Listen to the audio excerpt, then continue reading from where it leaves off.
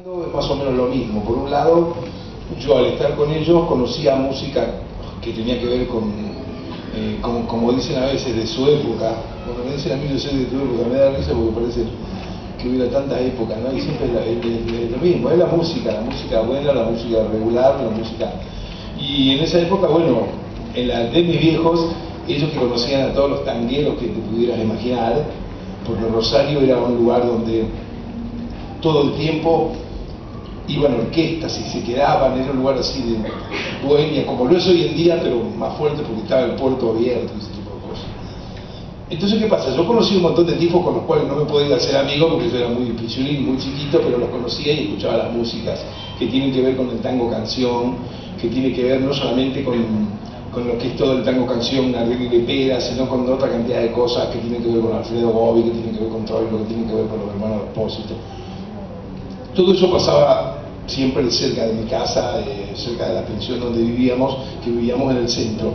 Así que siempre que venía algún tipo, o mi viejo lo traía para la pensión, o lo íbamos a ver al hotel o algo, y era una comunicación constante. Ahora, paralelamente de eso, yo empezaba a estar inquieto con encontrar discos, cosas que yo fuera descubriendo, y ahí empecé a descubrir cosas del jazz y cosas que tenían que ver con el rock. Estamos hablando de antes de que salieran los Beatles. Claro, cuando yo tenía 10 años, imagínate. Y bueno, yo tengo una memoria infernal, porque además soy muy coleccionista. Te diría que hoy en día la mayoría de los discos que yo escuché de chico los tengo todos. Y las películas también, las he ido consiguiendo, tengo todas. Así que me acuerdo de todo, quién es el arreglador, cómo se llama el tema, no sé qué. Pero bueno, todavía no era tan conocido el tema del rock internacionalmente como lo es hoy en día, que por cualquier lado encontrás alguna nota periodística que habla de los orígenes y de esto, porque los Beatles y los Rolling Stones se encargaron también de hablar de qué tipo de ellos oían y todo. Pero yo veía una cantidad de gente que tenía que ver con eso mismo, qué sé yo. Yo escuchaba todo el tiempo Buddy Holly y los Everly Brothers.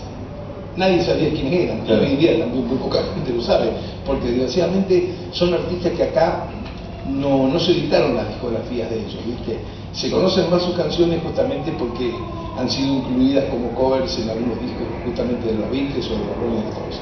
Así que bueno, yo me codeaba con ese tipo de cosas y también escuchaba algunas marcianadas. Tengo un disco de cabecera, que es un disco de Chico Hamilton, que se llama Gongos Orientales, donde ahí debuta como saxofonista Eric Dolphy, y yo escuchaba eso a los 10 o 12 años. Es un disco que hoy en día sigue siendo un disco de vanguardia, pero en esa época yo teniendo 10 o 11 años me estuviera loco, qué sé yo. Ahora, de algún modo, en la década de 60 y la Beatlemanía y también toda la invasión británica, digamos, fue como la música de una época en la cual empezó a haber un abismo entre los jóvenes y los viejos, ¿no? Sí. Digamos, empezó esa especie de rebelión generacional, y entonces había que hacer y escuchar algo que le moleste a tus padres, y la típica es, viste, acá en Argentina es, bueno, el hijo escuchando un disco tuyo, de Papo, de quien fuera, y el padre diciendo salí con ese ruido, claro, y el hijo diciendo salí con ese tango. Sí. Ahora, ¿a vos qué pasó con eso con tus padres? No, a mí no me pasó para nada. Para mí la música que yo elegía era música de buen gusto.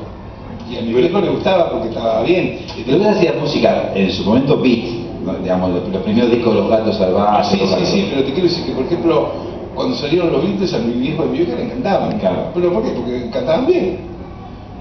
¿Entendés? El problema que había de esta división, que había, esta taradez que siempre de división generacional, tenía más que nada que ver con el tema de, ¿cómo se llama? De una cosa medio como la deportiva, como la de los cuadros de fútbol, de que, no, mira con esos pelos, era más que nada por lo social en cuanto a vestimenta, pinta, pero no era opinando de la música. Hay que tener muchos tangueros en esa época y mucho tiempo después también, que seguían negando a los Beatles, al rock. Pero lógicamente sí, lo que sucede es que también se armó una cosa acá en nuestro país que fue muy brava, porque acá la ruptura que hubo con las compañías, con las discográficas, de no grabar más tango, argumentando que era una música para viejos, y que era una música aburrida, y una cantidad de boludeces.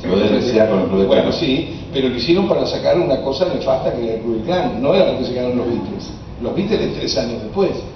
¿entendés? Entonces, la mayoría de los tangueros que efectivamente se quedaron sin orquesta y sin laburo, se quedaron sin grabar, porque antes de que sucediera eso, las radios, cualquier radio, Radio Mundo, Radio Belgrano, tocaban orquestas de tango 4 o 5 veces al día, todos los días de la semana, y cobraban un sueldo. Se terminó todo eso, se terminó de grabar discos, se terminaron los bailes con orquestas de tango, y se terminaron las orquestas de tango porque no podían mantener 25 tipos, 10 tipos, era difícil.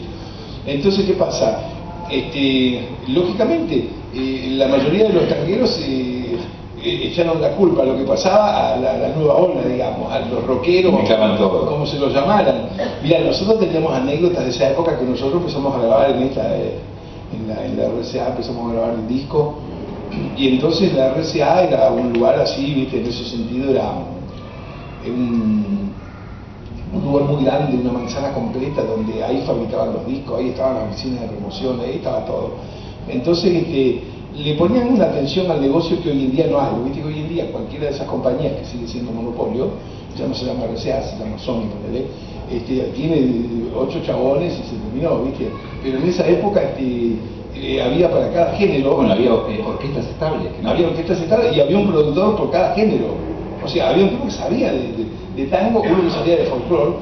Y cuando nosotros grabamos el primer disco con Los Gatos, inventaron un departamento de música joven que no había. Ahí quedó Bemolar. No, Bemolar tenía que ver con el folclore ni eso. No, un director artístico que estaba ahí, que se llamaba Mario Pisurno, es el que decidió inventar el departamento de música joven, donde atendían nosotros, los iracundos, y después al rato la joven Guardia, y después firmó Almendra, y después firmó Maná.